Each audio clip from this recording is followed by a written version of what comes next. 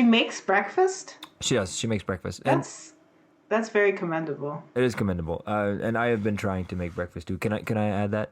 Can we add that into the show notes? I've been Can we trying put to that make at the top of the episode? I made breakfast this morning. Yeah. Okay. Mark, I really want you to edit that into the start of the episode. I made breakfast this morning. Breakfast this morning. It was bacon sandwiches.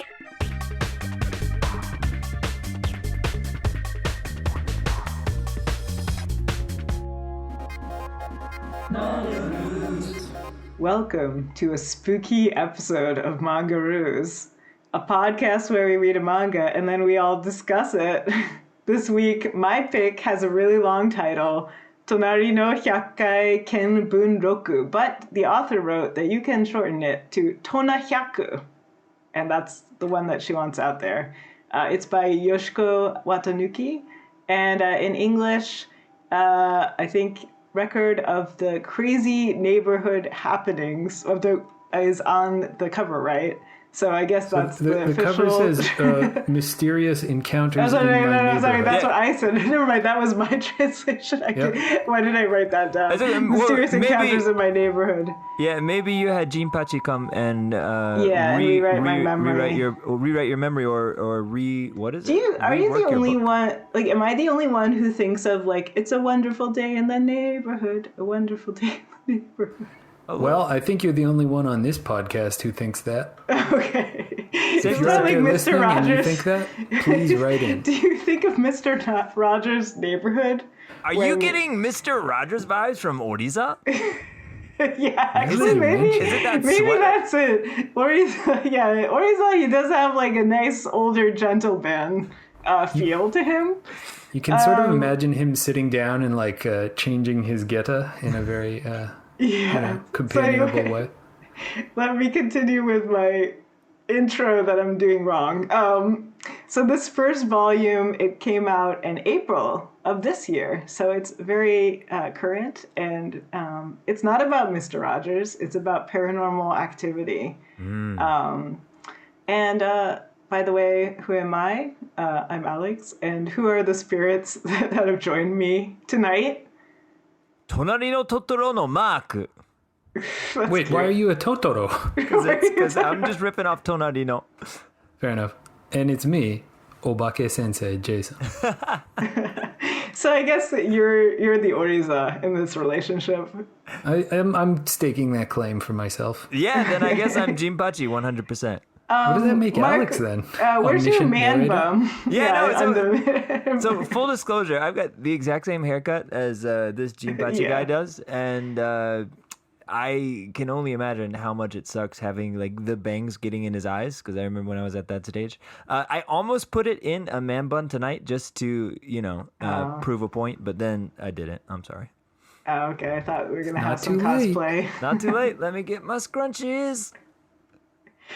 So actually, bringing up Tonari no Totoro, this is published in Tonari no Young Jump, which they did not believe was an actual Jump offshoot publication. I had no idea. But it is.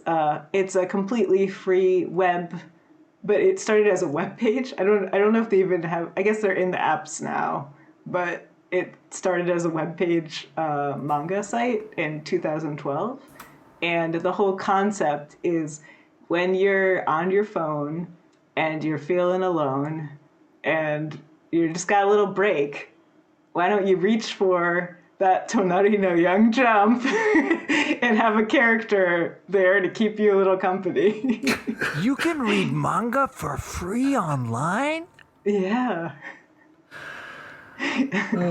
Alex, have you been drinking wine tonight? I have to ask. Okay. This is great. I'm really enjoying this. No, I'm just having a Monday. Yeah, I love it. Yeah, we're recording on a Monday. Have we ever done that before? Yeah, it's just once. Hard. Good for us. A rainy one, too. Yeah, it's a rainy Monday. There's a typhoon outside. Be careful out there if you're listening a week from now. I better bring my mic indoors. It is the first typhoon of the year. Welcome to it. Well, okay, that is very early for a typhoon. But anyway, that's enough of our weather corner.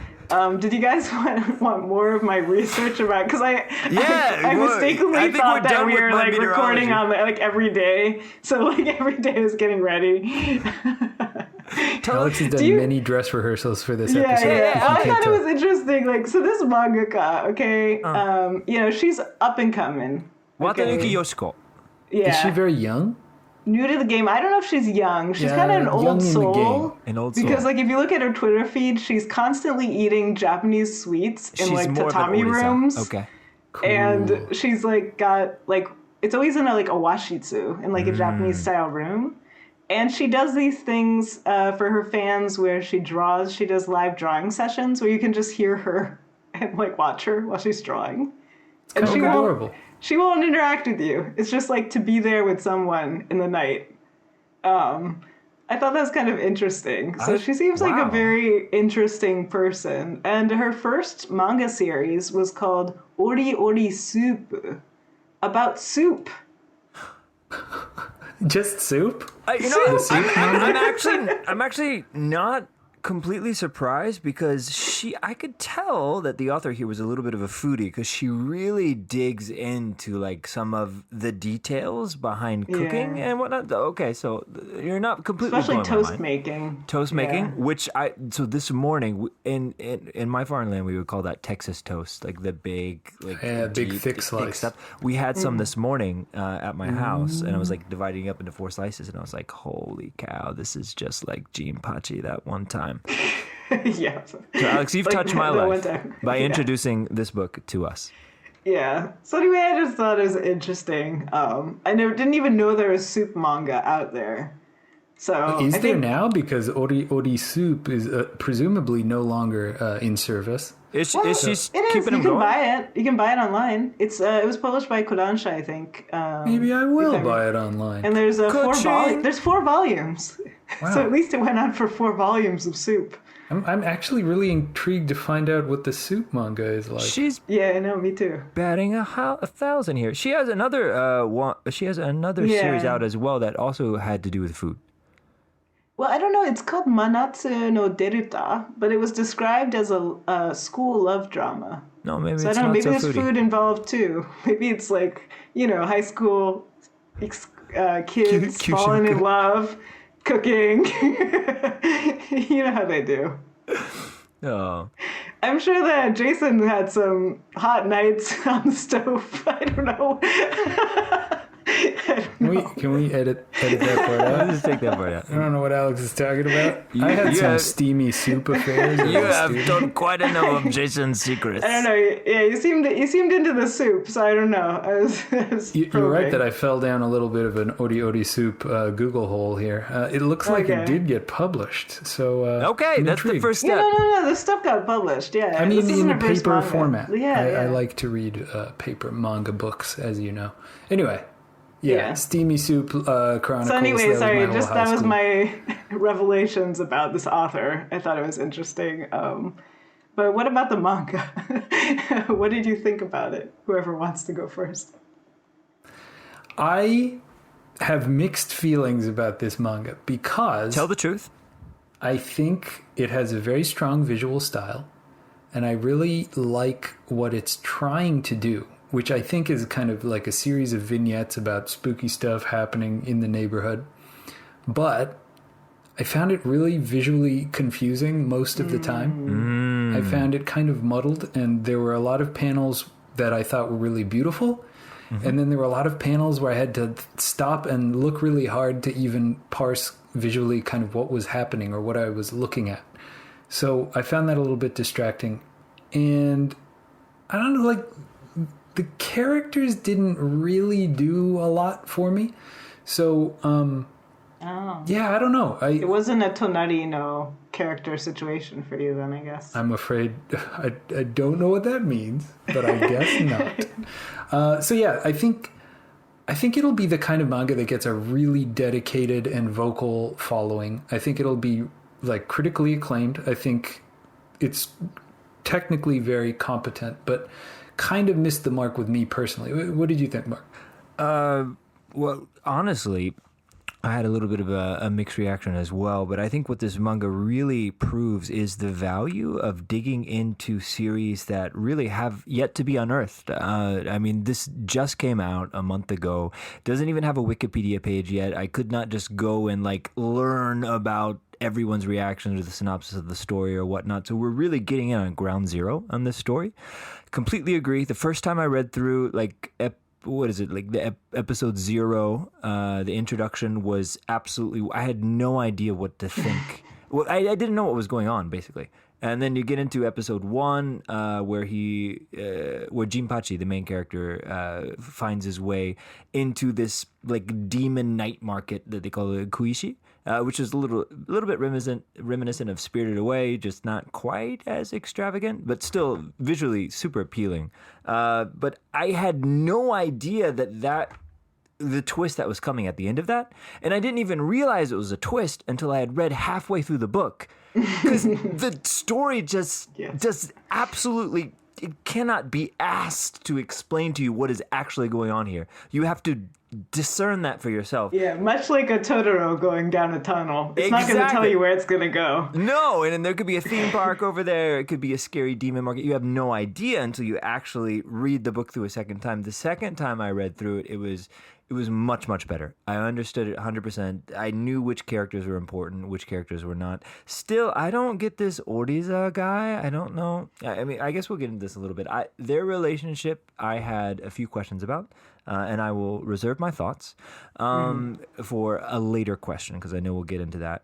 At the same time, I thought it was I think it's extremely marketable style. Like the episode, they've got this great setup between these two characters. You've got the older, like senpai character who takes the young, who's not even young, but the younger guy under his wing, and these supernatural journeys. It's like League of Extraordinary Gentlemen instead of Sean Connery. You've got, I don't know, this old painter guy helping people out here. And they go off and they solve crimes like Scooby-Doo a little bit, but only a lot creepier. And the art was fantastic. No qualms on the art style whatsoever. In fact, that's what really kept me turning page after page after page. It's a little bit scarier than the manga that I normally read. And my wife, who always picks up whatever I have lying around the house every time I go out, she cornered me earlier tonight. She was like, "Mark, have your taste in manga changed? What is this? Do we need to talk?" You can blame it on me. I did. Do I even know you anymore? I gotta say, this has become one of my favorite corners on this podcast is Mark's wife's reaction report. I have no idea when she reads it, but she always corners me like right before we do the podcast, and she just like, wants to talk about it. I was like, "Are you okay? No, her first question was, have your taste changed? 2, did you buy this?" Like as if you what? if someone lent it to me, it would be okay. But like, did you trade a bit of your soul to get this? No, I didn't. I don't think there's anything objectionable in here, is there? No, nothing at all. I think she was just so surprised because it wasn't like, I don't know. It's not Jaga, right? It's definitely Pyuto not. Fukujaga. It's not that. It's not Ajin. It's not something that we normally have around the house. But that is exactly what I really enjoyed about taking this approach to manga. And thank you, Alex, for bringing this into my life. It definitely got me thinking, and I've been kind of just a little bit living in this world here that Watanuki Sensei has created for us for the past couple of days. Can I respond to a couple things that Mark said? Please do. Rebuttal. Go.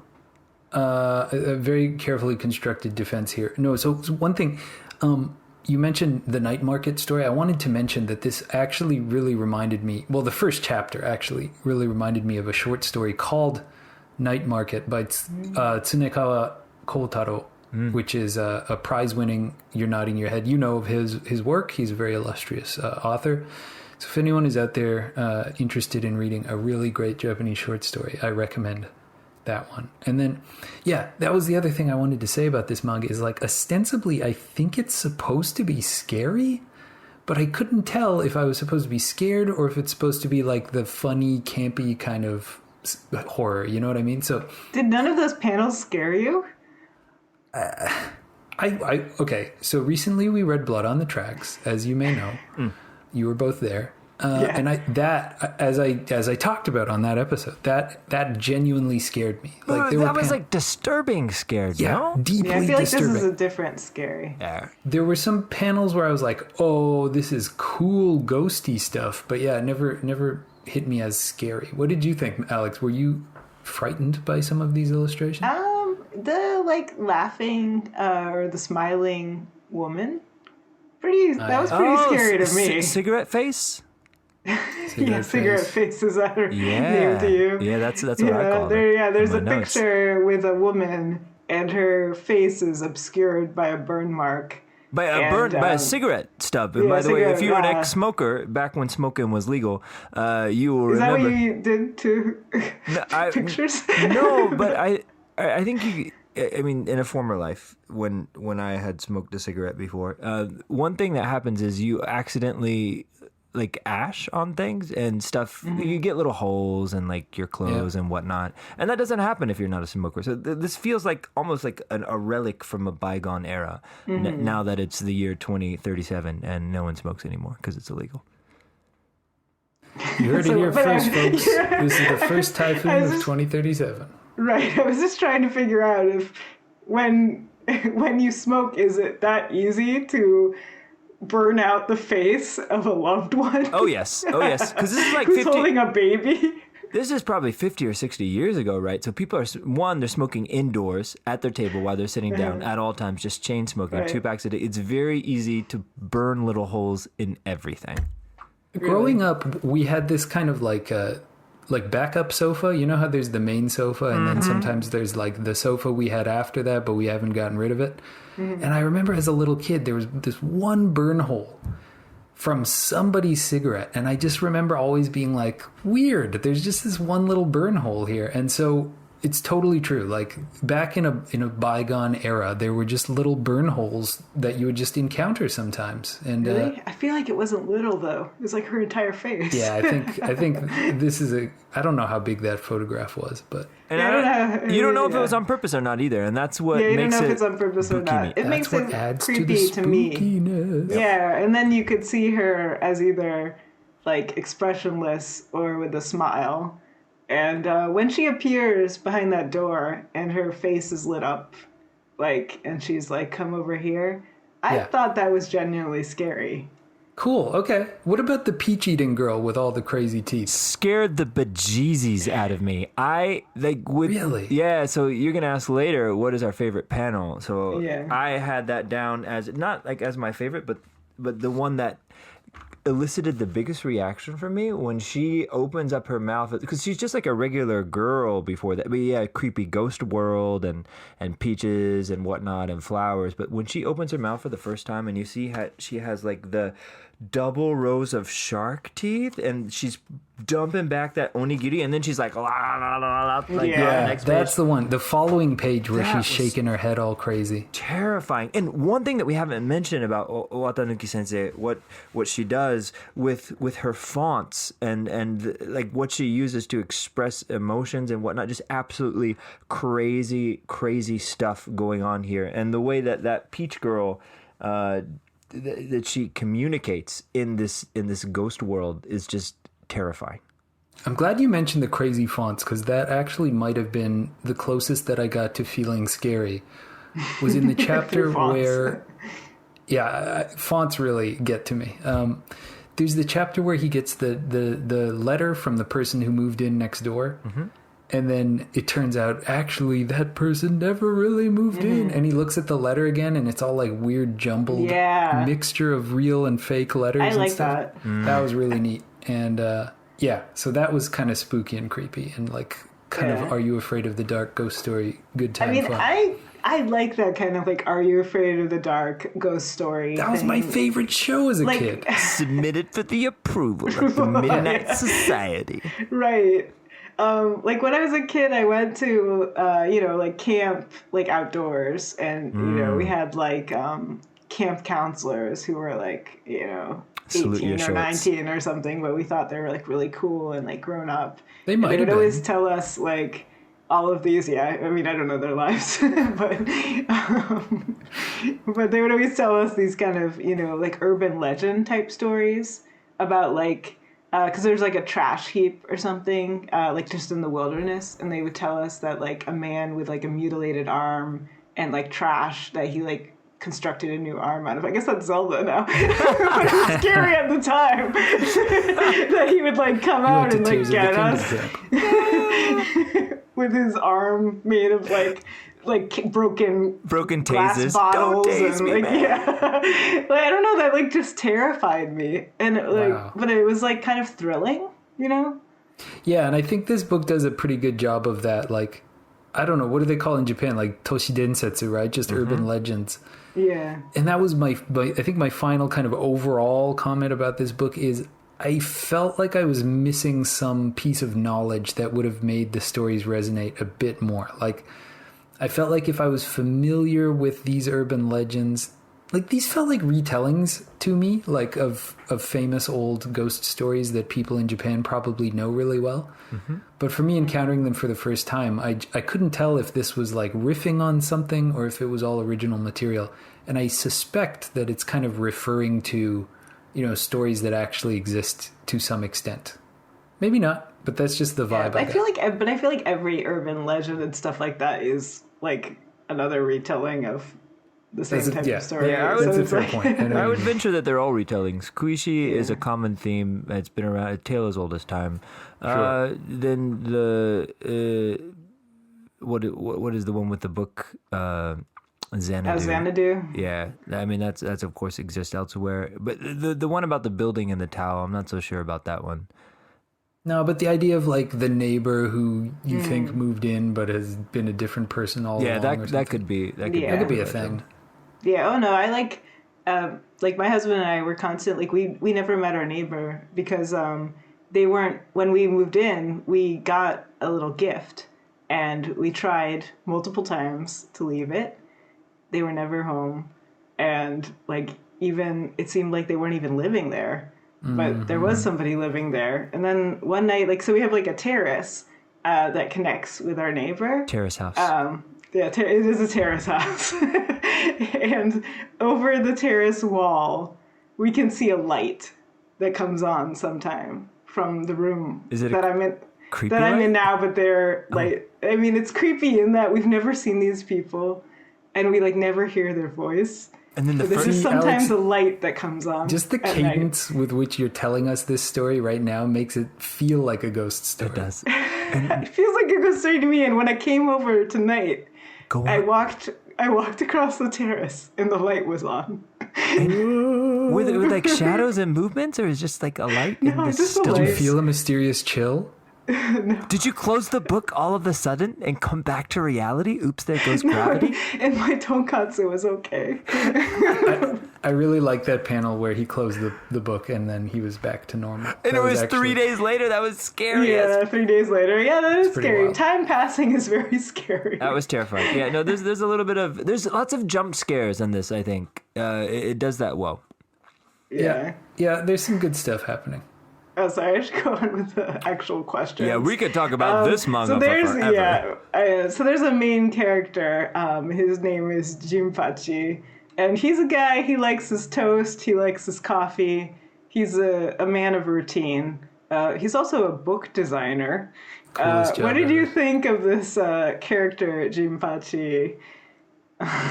Dude loves to work. He's a real Steve Jobs. Same wardrobe every day and all. He's a man of routine. And Jason, you were pointing at Mark. Does that mean that you think there's wants me something to go wrong for with Do you? they have the same hairstyle? And the They same have coffee the same habits? lifestyle. we have the same lifestyle. They might be the same guy. We might very much be the same guy, except I have a family. And I don't have these kinds of supernatural encounters. Do you really have a family, Mark? Or when you you really have a finish family? recording this episode, will you find that you've lived alone all along? That is so terrible. And you're gonna wake up and your something doesn't tonkatsu feel is gonna right about be this. very, very moldy. Yeah, no, I do have that shirt though that he was wearing, and I wore it for about a decade. wow. I got rid of it during the pandemic when I had some time to get rid of some shirts. But yeah, no, he's a As we all really did. believable Japanese guy. Like this is classic, like someone who's really serious about their work. But the one thing that I think that Watanuki Sensei could have done a little bit better job of was to set up the character. Because we don't know enough about him. All we know is that he looks like Jermaine from Flight of the Conchords. He could have, he's really, because I think he looks like Mark from the Mangaroos podcast. Yeah. But I can see the comparison. Okay. Yeah. No, that's all we know. You need more soul patch. Yeah, I guess I'll just have to copy the facial hair. Give me a week. Okay. Jason, what'd you think? Yeah, in talking about it right now, I agree with your point about, like, I don't know who this guy is at all, and then he's suddenly thrust into these crazy situations. And, but, in talking about it right now, I kind of wish... I would love to read just a volume of slice of life manga about Jinpachi without all this crazy ghost shit happening, just... He seems like a guy who would have some interesting little quirky stories. Like... I really loved the part in the story where they mention, he doesn't like using his brain power on anything that isn't work-related. That's why he's such a creature of routine in everything else. I was like, that's a fun little, character quirk. And then my other favorite part of this whole book was when he was imagining his neighbors. So he lives in one of those really, like... I don't know, what do you call almost a share house? It's like called, one of those... It's like a row apato. It's like the dinkiest apato you could have. Yeah, they're reasonably priced. They're very small. I would say it is some of the cheapest housing available. Yeah, like one of the cheapest that you could ever get. I mean, I assume he has a toilet and a bath area. We can only hope. We can only hope. He has an extremely interesting job. He designs and creates and binds books. Like, all of that stuff, all these little details that are sprinkled in, I'm like, I want to know more about this guy. I don't want to see all this crazy ghost stuff all the time. So, and just a cool guy to look at, like, really, really well designed, just like Mark from the Mangaroos podcast. Well designed. Visually cool looking protagonist. But yeah, I want to know him a little bit more first. Right. Yeah. Alex, did you guys know? Oh, sorry. I was gonna ask, did you guys know Saiwa? Like, I didn't know what Saiwa meant because if you look at the first episode, that's really confusing. It says episode Saiwa, which then I looked up is like some kind of like history, like backstory history thing. I never noticed that. I just noticed that it says like episode 0. That's the part I paid attention to. Yeah, I kept calling it episode 0 in my mind, but I did not look at Saiwa. What I thought when I reread it... Oh, yeah, no, you're right. Right here on the front page, episode Saiwa. Yeah, no, and it's written in hiragana as well, so it doesn't really help. Yeah. But what I thought, the first time I read it, it was just absolutely confusing, and I was like, well, that was a waste of pages. Like, when do we get into the story? Because you go from episode Saiwa to episode 0. Yeah. I didn't. That was the pre-episode 0, episode sub-0. Like, I'm wondering if this is like a webcomic like problem. Because I wonder if it's more of a bookbinding. Yeah. I wonder if it's related to the process of publishing old-timey books, because you've got one character who is very serious about book publishing and bookbinding, and then the other main character is like a traditional Japanese visual artist. So there's and then there's a lot of interesting kanji usage throughout the book too. Like I don't know, towards the end there's atsumeru, which is usually like gather, collecting stuff, but it's an atsumeru kanji that I don't think I've ever seen before. I had to look that one up, and there's a few other really interesting kanji choices. And what you said earlier, Alex, about Watanuki Sensei being really interested in like sitting in a washitsu and eating traditional Japanese sweets, I feel like there's a lot of detail and attention being paid to like Japanese tradition and history and storytelling in this book. So I feel like Saiwa probably comes from something in that world somewhere. That would be my guess. But I don't know the word either. And I'm surprised that we're 17 episodes in and we've so rarely spoken about like Japanese words that we encounter in our readings. But here we are. I think it's good. Yeah. I think I did have an oku. I felt like I had one. I'm not saying it's the first time. Yeah. No. I'm just surprised it doesn't happen more often. Mark, do you have any like intel on this? Like, actually, I don't read enough Japanese novels, and that's been a problem with me. So I don't know all this stuff. But do you know anything about this? No, I don't. I'll look at it right now. Yeah. The thing that I picked up, or my interpretation of what was going on in the opening pages of the book on my second read, was that this was all just like part of a dream that he was having inside the twisted fantasy that came from when that girl in the coffee shop like traded part of her soul to get Jermaine from Flight of the Conchord's heart. And then this was a dream within that dream. So. I mean, I feel like she could have aimed a little bit higher, but yeah. And then it didn't even work out. So like that's kind of a raw deal did too. Did you guys wonder what happened to her? Yeah, I did. Totally. I did. Yeah. And this book is full of like half stories. And the part where he's like, sorry, I'm gay. I was like, is he though? Or is that just an excuse? I think he is gay. No, he's definitely gay, but probably but you don't know enough about him at that point in the story. Like it's like, what is going on here? It's hard to tell how he meet. By the way, I just checked in my dictionary here, and apparently the kanji for saiwa is like futatabi and then kaiwa no wa. To meet again. Yeah, I saw that. Like I saw a retelling of a like a retelling. Specifically in my dictionary, it says retelling of a legend or of a folklore. Yeah, that's why I was so confused. I was like, what? What does this mean? So, but it's totally in keeping with the theme of this book, right? It's just retelling folklore legends and ghosty stories. Pretty neat. See, this is fun. Sometimes we discuss a manga and it increases my appreciation of it. I mean, this is why I chose this one, because I felt like this one is such a different thing. Like I hadn't really read that many like this, and also I don't read that much horror manga, even though I always kind of want to, but I just like never really find like a horror manga that.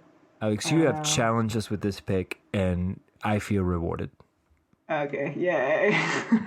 But here's another of my what would you do's is just to get back in the story, like Jinpachi, not only is he married to a woman unbeknownst to him, I guess, I don't know, without his consent. Without his consent. Well, he just doesn't remember when they actually got married. He doesn't remember when that happened. It's just kind of always been that way. Yeah. But his wallet also got stolen in a konbini. What would you do if your wallet was stolen mysteriously, Mark? Would you strike a deal? Was the question. Hell yeah, would you strike a deal? No, I get the hell out of that creepy ass offline marketplace as fast as my legs could carry me. That place was scary. I would seriously. I know myself, and I know that is not the kind of place that I want to be at. I mean, I've been to some really sketchy Famimart in my day. Was it in Nerima? No, Nerima was... No, I can deal with that kind of sketchy. That's okay. Oh, gosh. No, there's some... In the deeper parts of Saitama, there's a few scary places that you maybe don't want to be late at night. I'm just thinking that if we ever have merch for Mangaroos, do we have to have a T-shirt that is just the Nerima Famima? I think that's become the biggest ongoing running joke. Oh, I think about that every time I see a sign for Nerima, because I never have to go there anymore because I don't live there. Count your lucky stars. Count my lucky stars. Yeah, no, I would not. Jason, what about you? I don't know. It would be such a pain in the neck to get all my cards remade. Like you can call to cancel. Call to cancel your credit cards. I don't usually carry a whole lot of cash around, but imagine a ghost steals your wallet, right? Mm-hmm. And then you have to go to the Kuyakusho and explain why you need a new Zairyu card. And they're like, okay, so a ghost stole your wallet, huh? So for that reason alone, depending on how scary of a ghost it is, I might try to negotiate. Mm-hmm. But what do you have to offer up? Well, that's the thing, right? I was going to say, if the ghost stole my phone, I would be like, dude, you got to give me that back. I absolutely need that. I need that the back. Wallet, I might be willing to part with. But yeah, what would I... Wow, that's a great... No, I don't know. I might just... I might say, it's yours, ghost. Good luck to you. Good luck. In fact... Judging by how ghosts kind of creep into Jinpachi's life in these here stories, I might just act like that isn't even my wallet. And I'd be like, good luck finding who that belongs to, because I don't want you following me home. ghost. Right. Oh, okay. So like fake him out and be like, that's a That's not my worthless wallet. What's Yeah. it? What? I'll have it if I you thought you want, had my but- wallet. I'm Yeah. Although all the ghost would have to do is open the wallet and see your face. I'll be like, before no, it goes. that's just the guy that looks Because he like took me. the You can't picture of prove him it. in the back alley. Can't prove anything. That's the real reason why you want to wear a mask around ghosts. So Oh they can't yeah, identify that you. mask. Aha. You know, you're right. You're right. He was wearing a mask, but he wouldn't know. He wouldn't know that it was really. Yeah, you. the hair wouldn't give you away at all. The hair would That's not just give you Mark away. from Mangaroos. That's not Yeah. Jinpachi. Yeah. How could you know? Is what people would assume. So you guys both have, I mean, I guess we all have partners in life that you perhaps are bound to. Yeah. Just like Jinpachi and Oriza, perhaps. Who we have not talked about at all, by the way. Yeah, no. I was saving my commentary for this question. So have you ever felt the threads of fate led you to someone? And also, if you want to comment on Oriza, I guess now's the time. Jason, do you want to start out? Or Mark, I do do you not some have any juicy threads takes? of fate. I'm a nomad in this life. I travel from one township to the next. No man can tame Jason. Nor no lady, though a handful have tried.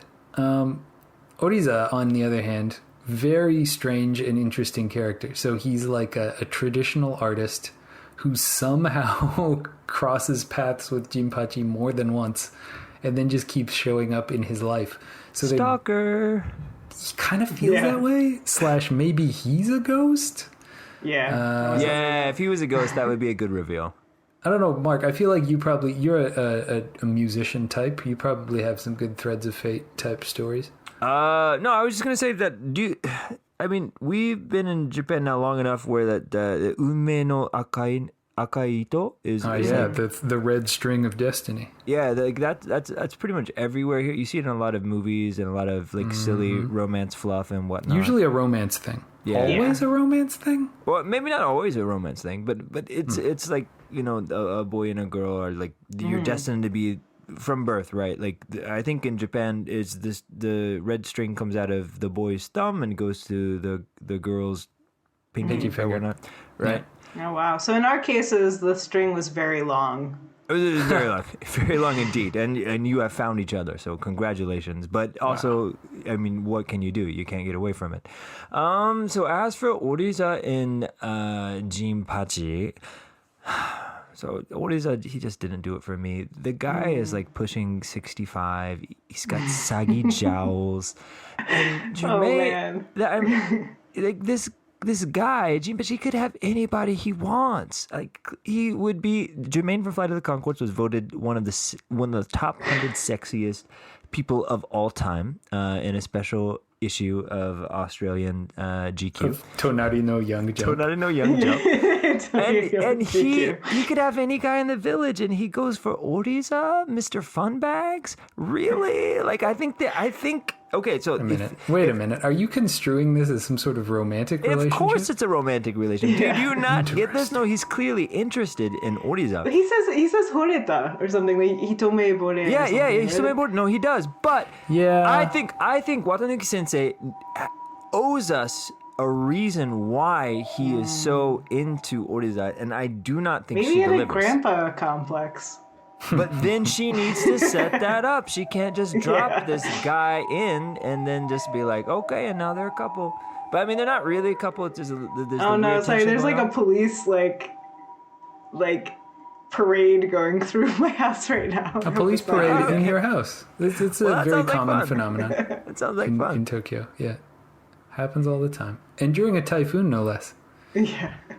I But mean, anyway, yeah, you that's my want thoughts. explanations for what is that? I feel like they could have set that up better. I mean, I know what happened. It was very obvious what was going on, but I did not think it was believable. I needed. Wait, more what was obvious? I didn't find anything about anything obvious in this book. It was incredibly obvious that Jinpachi was super into Oriza, but like, I mean, without the absence of like a love potion, I don't really see what the connection is. I don't know. I didn't feel Yeah, that. well, like Did you feel his- that, Alex?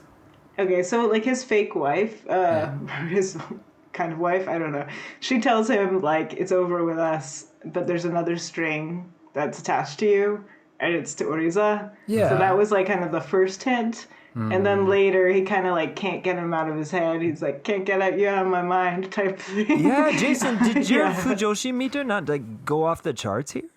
Yeah, I mean, well, there's fujoshi fan service stuff, and then is this... But see, Jason, you were the one that didn't immediately understand that Haikyuu was like crawling with fujoshi stuff. Now, hear me out. I Okay. understand the mechanics of fujoshi. I work in the otome space. I'm very well aware of what the demands of the marketplace are.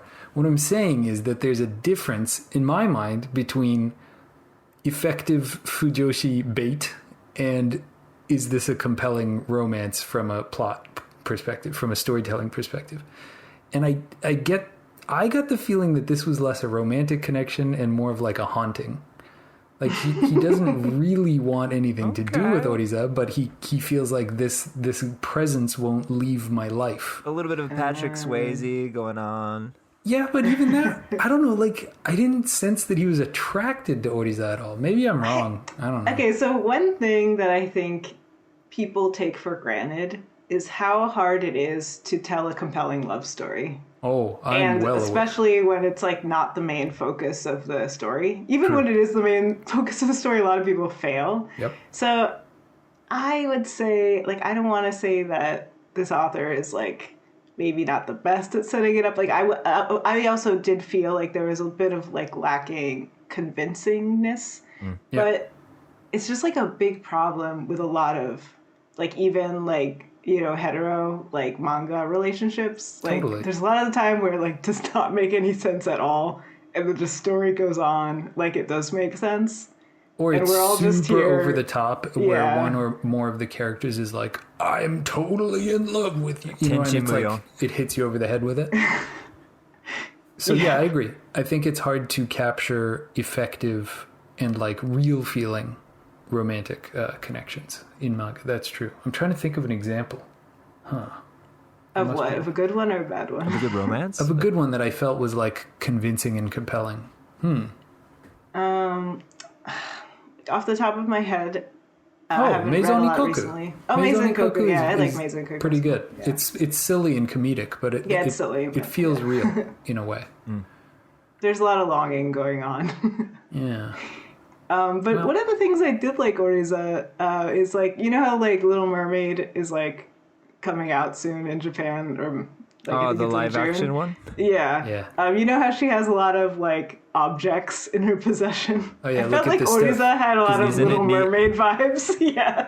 Of like, don't you think my collection of mysterious objects is complete?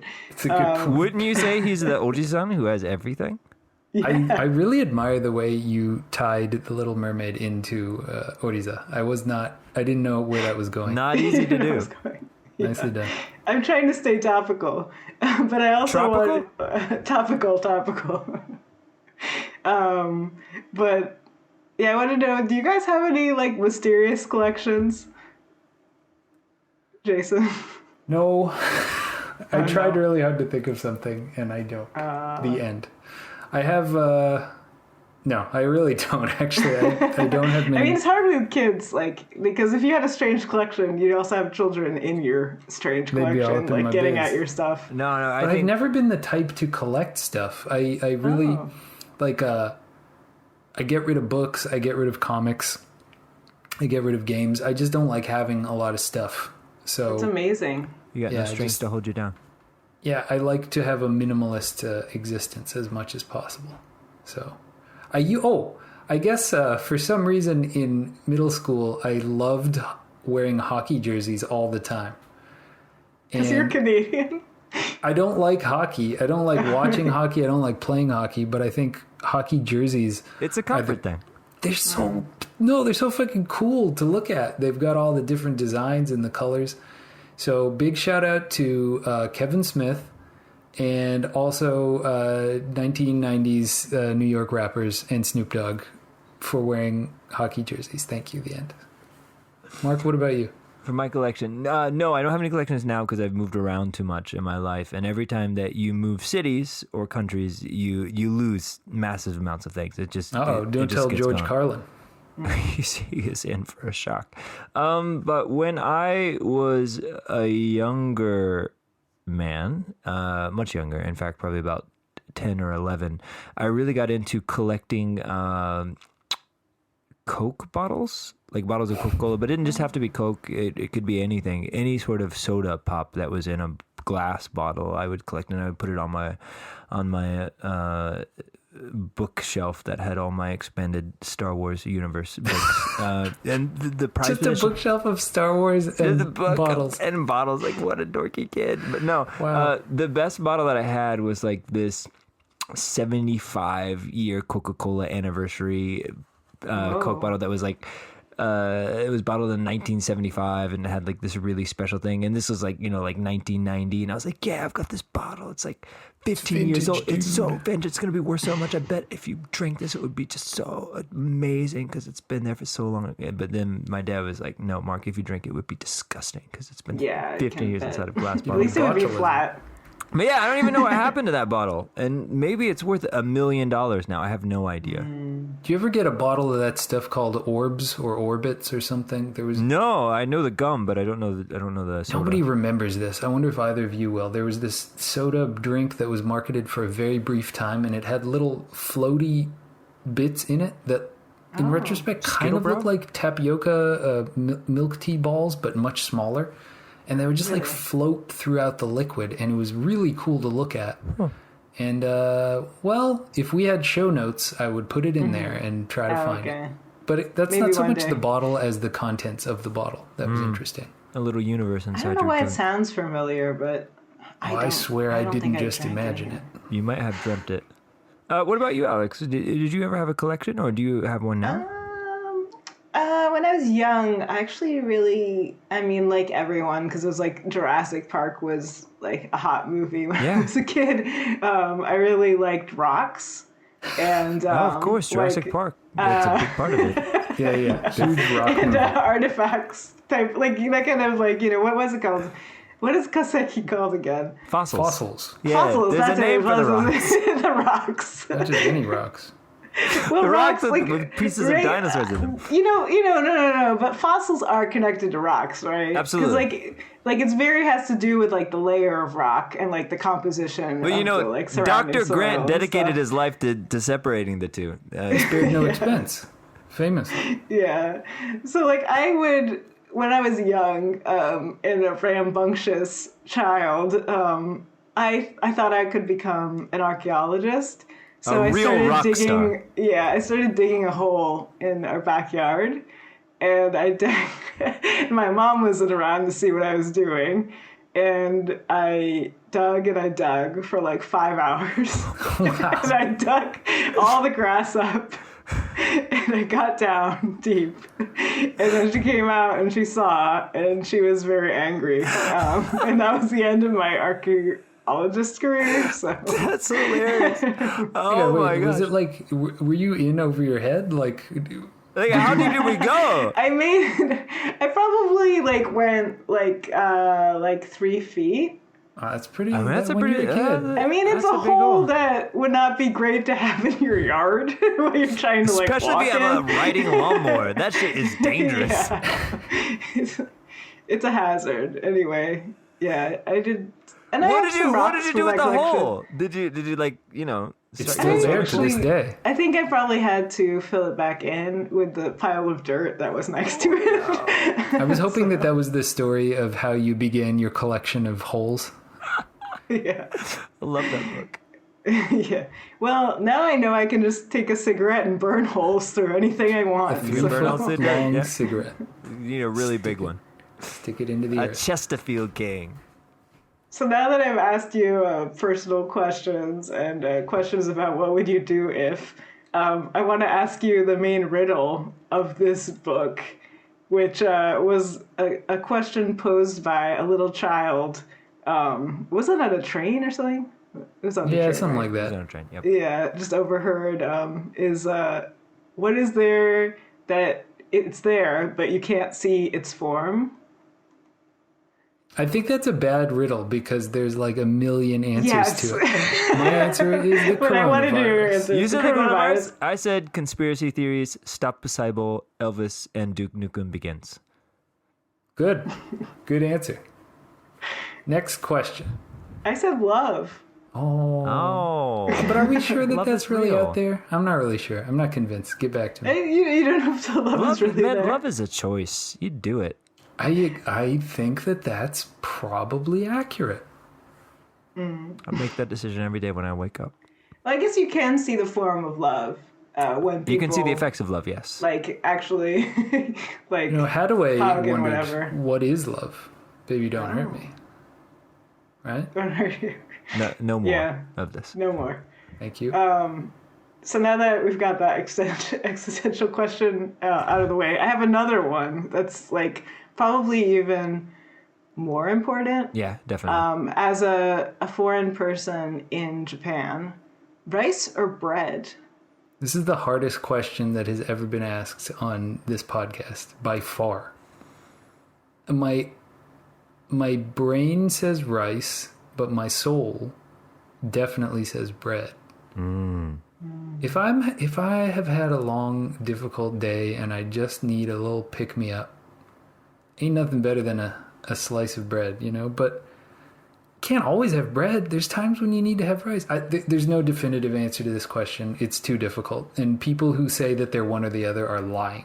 Yeah, Oh, no, man. I think in Japan, and this is probably the deepest topic that we'll ever get into Japanese culture in this show, but I think the thing you have to understand about rice is that in order for whatever's in front of you, for it to count as a meal, you have to have rice involved in some way. Otherwise, it's just a snack. So if you just like have a piece of bread, I mean, and a traditionally thinking Japanese person would not consider that to be an actual meal. It can be like some form of a quick snack, maybe. So that's like when you see the trope of like, you know, the girls running off to school and they just get a piece of toast in their mouth. I mean, they didn't have time. She didn't actually have count breakfast. It doesn't actually count. That's not real breakfast. That's how much of a hurry she's in. That's how. Yeah, that's it. Because she's late. And I think that probably speaks a little bit to Jermaine's character. His name is not Jermaine. Jinpachi. His character. Jermaine Pachi. That he's always eating toast. I think they're trying to say something about him there. Like he's kind of like not a completely regular dude. But I don't know. I feel like it adds to his characters. It's one of the few things that really adds to his characterization. Now, as for me personally, I think the real question that this manga raises is how do you like your rice when you cook it? Like, do you like it katame, soft or katame. katame or yarakame? Like, Alex, Gotta do you be have hard. a personal preference? You know I'm part Italian, so I need al dente. Yeah. Al dente rice is the correct response. Yeah, no, totally on the Are same page. we unanimous? Yeah, unanimous. It's Good. better. The harder the Yeah, rice, okay. the better it is. Hard Rice Podcast, Well, I Mangaroos. don't know about the harder the rice, the better it is. I kind of I just like it draw a raw. line there. I don't even cook mine. You like the crunch? Yeah, give me I that like the crunchy Captain rice. Crunch. Give me something Golden to chew on grams. for the rest of the afternoon.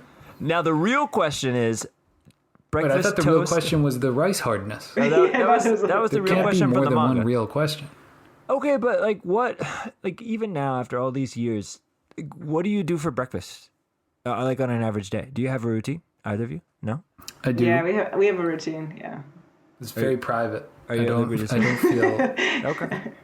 No, I didn't. Ours is corn. Ours is all bran flakes. What are All you, breakfast. 90 years old? Yes, we are. I'm Collective. going to stay regular. It really Yes, depends we on the do. time Want of to stay year. regular? You don't understand. Staying regular is increasingly important as you get older. It's very important. The only constant that I would say is my komatsuna and banana smoothie. I have to have it every single day, or Wow. it doesn't count as. Oshare. Yeah. Do you make it Everyone says yourself? that. Of course. What do you think? I have a service where I have A gallons servant who of comes and makes it? A lady with a cigarette burn face? It's smoothie time. Yes, I make it myself with my own little blender. I source the bananas from. Wait, does the family also drink that, or is No, it they think just they think it's a special awful. drink for you? It's just No, my good daddy's on green them. drink. So More for you. Yeah. What about you, Mark? What is your breakfast? Oh man, so I have been a hardcore cereal eater since the day I was born. I popped out of my mama's belly. We know this. And I just had like a silver spoon in my mouth, and I was like, give me my Cinnamon Toast Crunch. And I graduated to Super Nutty Toffee Clusters when the first Trader Joe's opened up in my neighborhood. And then when I moved to Japan, I was just riding the first crest of the flake boom in Japan, which is just... Yeah, now the Kellogg's going crazy here. Yeah, no, it just continues to flower, like, honestly. And you wonder why Japan stays relevant in the global market. It's because, I mean, cereal is just amazing. Have you tried the honey almond? Oh, yes, have I? I was having it tonight before we sat down on the show. Oh, no, Sorry. we're getting really into This is the Japanese cereal talk right now. It's so important. But no, but I wanted to say that since having children, I've had to change my ways, because ever since my kids turned old enough to be able to like move, like ambulatory, like on their own power, they will, like, even my 2-year-old now, when I sit down with a bowl of flakes in the morning, he just like dips his hands in there and he's like taking my strawberries. He's like, to, and then he's like, he wants the raisins. He's like, day, and he's like taking them out. And then I'm like, dude, I'm just trying to eat my cereal. But so then I'm fine with that. That's cool. But my wife gets upset because she's like, fix this elaborate breakfast for him, and he doesn't want that. He wants my flakes. So now I've got to eat what everyone else is eating, and it's something I'm dealing with. I'm not quite there yet. Yeah. So I've been eating rice. It's very relatable. She makes breakfast? She does. She makes breakfast. That's very commendable. It is commendable. And I have been trying to make breakfast too. Can I add that? Can we add that into the show notes? I've been Can trying we to put that at the so. top of the episode? I made breakfast this morning. Yeah. Okay. Mark, I really want you to edit that into the start of the episode. I made breakfast. I made breakfast this morning. It was bacon sandwiches. Oh, that's like a bacon McMuffin type thing, or no? I just took that Texas toast. I saw the Texas toast from Jinpachi. No, there was count if there wasn't not any rice. My children refuse to eat rice. It must be the American blood in them. Uh-oh. You've corrupted. Yeah, you have. It's real. They're going to be the kids with the bread in their mouth down the street. Yeah, they are. They love bread. They can't get enough of it. No, it's bacon that they love. Bacon and sausage. Bacon's bad bread. Man. Okay, so we've been talking too much about food, and I'm getting hungry, and it's like almost 11 at night. We have to stop this.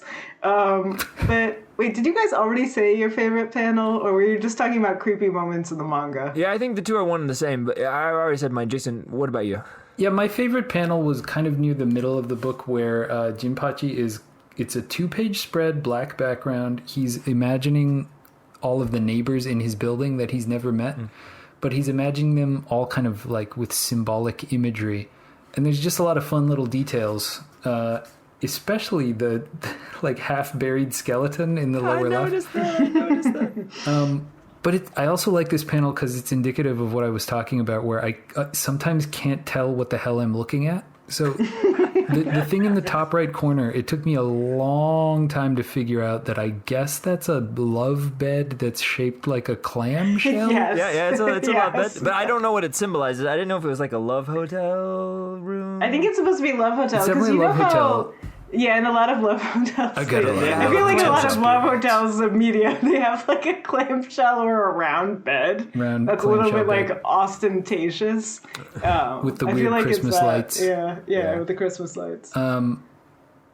Side note, I went to a love hotel once that had a mechanical bull in the room. So Whoa. I'll tell you about that one time. A real rodeo. But yeah, so that was my favorite panel. And I thought it was fun that this book sometimes does little kind of weird abstract imagery, like not abstract, but like symbolist imagery, just occasionally sprinkled in. So I thought that was nice. It was fun.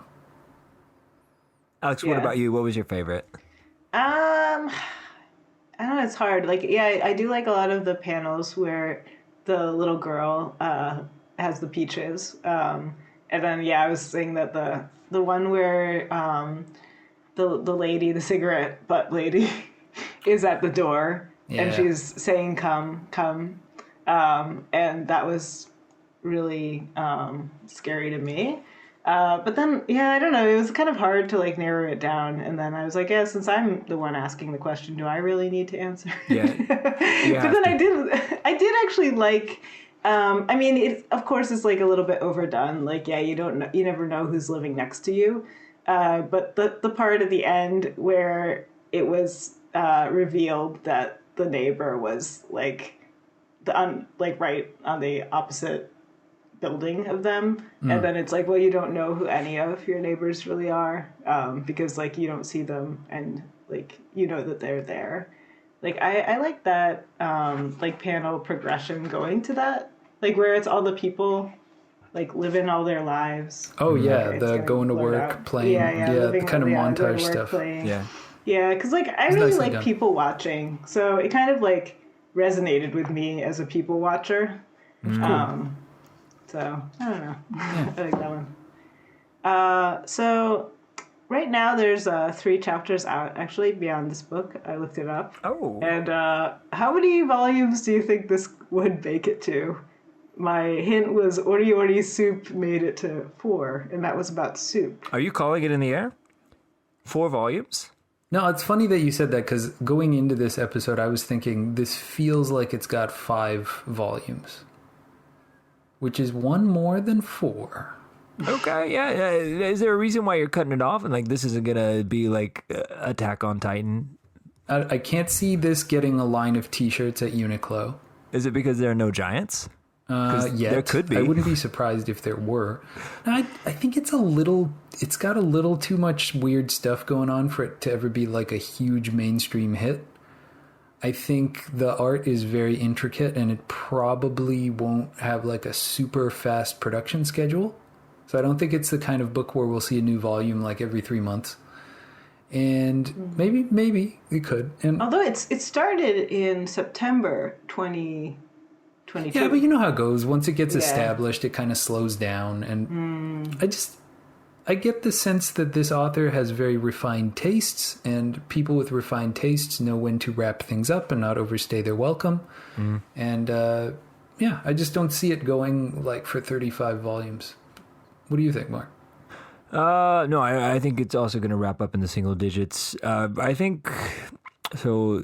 I mean, to Watanuki Sensei, if you ever hear this, I think you have extremely excellent artistic abilities. You've got a really great aesthetic. I think you've got the makings of a really good story. I think the challenge here after volume 1 is how to get your readers more attached to your main characters, to make them more invested in them, because right now it's leaning really heavily on the quirky, weird stories, which you can get almost anywhere. So you need to give them a reason to come back to your story time and time again. So I think that'll be the challenge, and I think the next volume will make or break that. But best of luck. We are rooting for you. I'm really glad that I read this book, and thank you, Alex, for picking it. No problem. Did you guys want to give it an arbitrary rating? And who would you recommend it to? That's a tough question. I would give this... So it's Tonari no Hyakkai Kenbunroku. I would give it Tonari no 70 kai. Okay. Kenbunroku. So about 70 So out that's of like 100. 70. That's like a C. And who would I recommend it to? I think anybody who enjoys sitting in a washitsu and eating traditional Japanese sweets and ghost stories would enjoy this book. But it has to be all 3 of those things. Okay, I'm going to give it 63 mysterious encounters, and most of the points are for the art style, and I'm going to recommend it to goth girls and boys. You know who you are. Yeah. Yeah. I mean, I feel that that's a good, especially I think the dolls, when they were showing all the humans that sold part of their soul, and they were like little rag dolls. That was pretty goth. That was pretty goth. Don't make a rash decision. But not like mall goth, like those Like real Lolita goth, like hardcore real type goth. Mm-hmm. Yeah. Cool. Yeah. I mean, I don't know. I will probably see how this goes, because I'm like, this person also goes to Comitia. You guys could be hanging out. Yeah, we could be hanging out. So I don't know. Like, there's a lot of like, if you're writing manga about soup, and then you're writing a manga about like an older gentleman, like and trying to make it romance. No, if she would lean there's a lot of ambitious things going on. She's got big ideas, and she has so much talent. I think she could really go anywhere. I'm actually excited to see where her career goes from here. Yeah. I'm excited to see where it's gonna go from here. I don't know where this is gonna go, and if it will, survive. Like manga, it's a hard world to survive. It's a slog sometimes. Yep. Yeah, with the web manga. So I'd like to see. I mean, she's done a really good job of weaving in Japanese ghost stories. I'd like her to pick up some classic '70s Scooby-Doo story arcs and just kind of rework them for her audience. I'm looking Those forward to that. are the urban legends that I'm familiar with. I want to see some masks being pulled off at the end of the chapter, meddling kids. It's always smugglers. Fun smoke-filled vans. That sounds like my cup of tea. Well, we hope you've enjoyed this episode of Mangaroos. If you would like to get in touch with us, we hope you will. You can email us at mangaroospodcast@gmail.com. And you can also find us on social media sometimes at Mangaroos. Next week... It's mysterious. Like and subscribe. Next week, we're going to be looking at a book called Parallel Leap Syndrome from Young King Comics. This is by Takahashi Nobuyuki. Just came out this month. This is brand new, hot off the press. Scorching! Yeah. What month is this? Oh, this is May of 2037. Oh my gosh. Thanks, everybody. We love you. Bye. Bye! Bye.